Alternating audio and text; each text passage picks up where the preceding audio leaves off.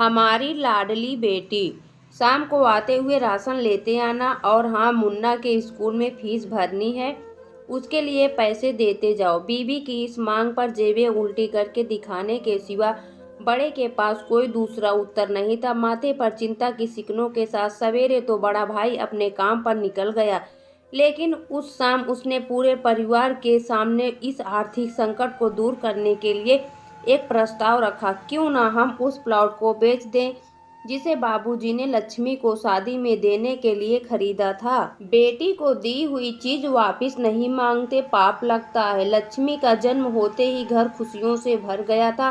तभी तुम्हारे बाप ने तय कर लिया था कि ये प्लॉट लक्ष्मी का है, जो उसे शादी में दे दिया जाएगा। माँ ने विरोध जताते हुए कहा, कौन सी बेटी? ओ बेटी जो प्रेम विवाह कर घर की इज्जत को खाक में मिलाकर और पिताजी की अंतिम यात्रा में भी शामिल न हुई। बड़े ने टोंट मारते हुए कहा, मेरा मुंह मत खुलवा। यहाँ कौन नहीं जानता कि लक्ष्मी को उस दिन गली के नाके से ही लौटा दिया गया था और उससे अपने पिता से आखिरी बार मिलने का हक भी छीन लिया गया था। माँ ने बेटी का पक्ष लेते हुए कहा। माँ के इस वार से दोनों बेटे चुप हो गए। न बड़ा कुछ बोल पाया, न छोटे मुंह से कोई शब्द फूटा। थोड़ी देर की शांति के बाद छोटा भाई बोला, प्लॉट तो बेच देंगे, पर क्या लक्ष्मी कागजात पर दस्तखत करेगी? मुझे नहीं लगता वो हमारा भला सोच भी सकती है। आखिर है तो औरत जात, पुरुषों की परिस्थिति कैसे समझ पाएगी?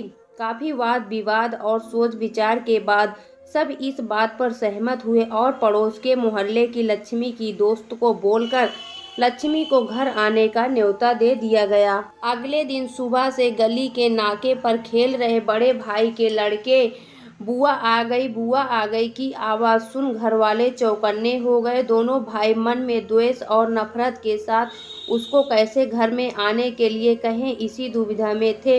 वो कहते हैं ना, जरूरत के वक्त गधे को भी बाप बनाना पड़ता है।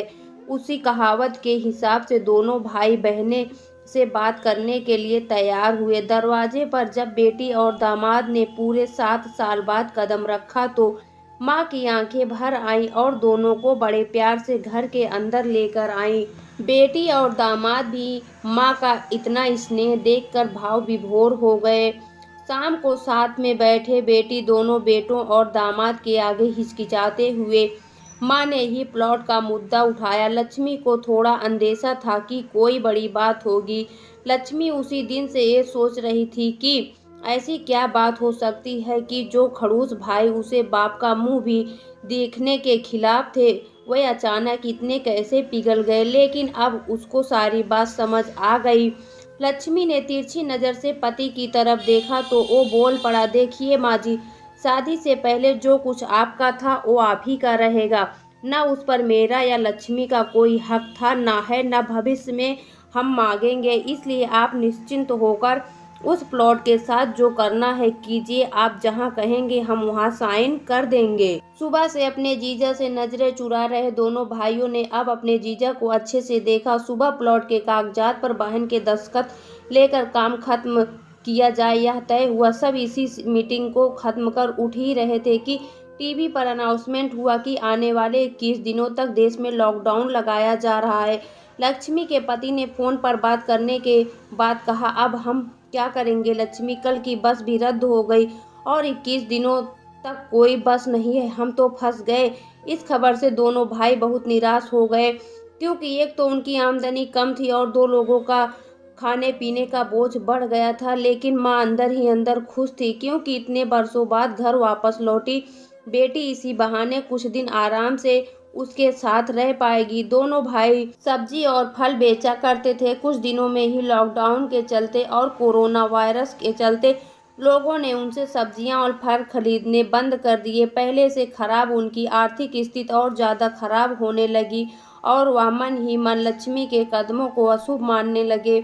बहन और जीजा जी से उनकी यह हालत छुपी नहीं थी। लक्ष्मी के कहने पर उसके पति ने दोनों भाइयों की सब्जी और फल की रेहड़ियों पर लोहे की राड और जालियां फिट कर दी। बाजार जाकर दोनों के लिए कैप, हाथों के दास्ताने और थोक के भाव से सब्जी और फल खरीद लाए। दोनों की रेहड़ियां अच्छे से तैयार कर फल और सब्जियां ढककर दोनों भाइयों को टोपी और दस्ताने देकर जीजा जी ने उनसे कहा, एक बार इस तरह से धंधा करके देखो, शायद आपका मुनाफा बढ़ जाए। थोड़ी आनाकानी करने के बाद दोनों भाइयों ने जीजा जी के समझाए अनुसार धंधा शुरू किया। 2-3 दिनों बाद ही कोरोना से घबराए लोग अब ढकी हुई फल और सब्जियां और दस्ताने और सेफ्टी का ध्यान रखने वाले से ही फल और सब्जियां खरीदने लगे। इस तरह समझदार दामाद की वजह से धीरे धीरे दोनों भाइयों का धंधा अच्छा चलने लगा और उनके घर का गल्ला जो पहले खाली हो रहा था अब धीरे धीरे भरने लगा। मैं जैसे अपने मरे हुए पति से मन ही मन संवाद साधने लगी। देखो जी, आपकी लक्ष्मी सच में लक्ष्मी है। उसके पांव घर में पड़ते ही घर खुशियों से भर रहा है। दोनों भाइयों की आंखों में पहले जो गुस्सा था उसकी जगह अब शर्म ने ले ली थी। वह मन ही मन सोचते थे, क्या गलत किया था बहन ने जो हमने उसके साथ इतना बुरा सलूक किया। शादी ही तो की थी और शादी करने से पहले हमें बताया भी तो था। हम ही थे जो उसे स्वीकार नहीं कर पाए। दोनों भाइयों के मन में द्वेष और नफरत धीरे धीरे क्वारंटीन हो गए। 21 दिन बाद जब दीदी और जीजा जी प्लॉट के कागजात पर साइन करने जाने लगे तब दोनों भाइयों ने उन्हें रोक लिया और उनसे माफ़ी मांगते हुए वे पेपर्स उन्हें देते हुए बोले, शादी के वक्त हमने आपको कोई तोहफा तो दूर की बात है आपका हक भी नहीं दिया, लेकिन अब इस प्लॉट को स्वीकार कर हमें प्रायश्चित करने का एक मौका दीजिए। सभी की आंखों में खुशी के आंसू आ गए और माँ ऊपर देखकर बोली, देखा आपकी लाडली ने आज फिर हमारा घर खुशियों से भर दिया है।